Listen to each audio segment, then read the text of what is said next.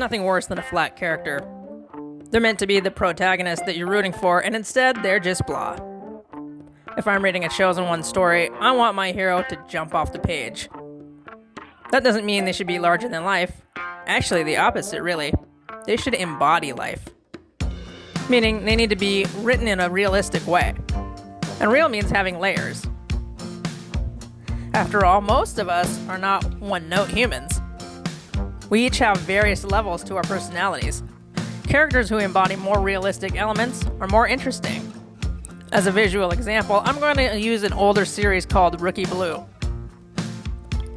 The lead, Andy McNally, is a rookie cop from a cop family, aiming to walk in her father's footsteps and become a trusted face on the force.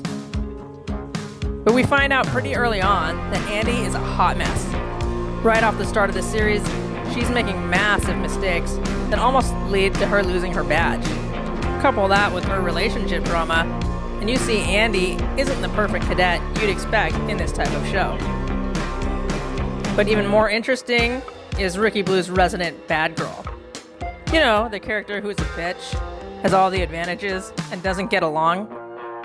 That's what Gail Peck was meant to be. Her entire family have moved up the ranks of power in the police fraternity. Gail is the last in the family to become a cop, so she has something to prove. It's supposed to make her unlikable, but Gail is actually way more interesting than Andy. One thing, she has funny one-liners. Also, despite seeming to have all the advantages, her family is very hard on her, giving her a vulnerability that is shown throughout the series. And finally, during the last season, Gail comes out as a lesbian. Talk about layers. To me, both characters were well established because they took what could have been very generalized tropes and spun them on their head.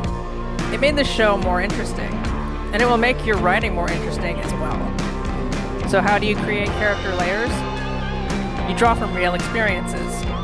You start with the core of who the character is, and then peel back the layers like an onion to really get down deep into the essence of who you are trying to create. Remember, even though the pages of a book are flat, the characters need to be three-dimensional. Give them hopes, fears, dreams, desires, and all the emotions a real human being embodies. And you'd be surprised how they jump off the page and actually start leading you on the story of their own adventure. That's it for this episode of Inside the Author Studio. Join us next time.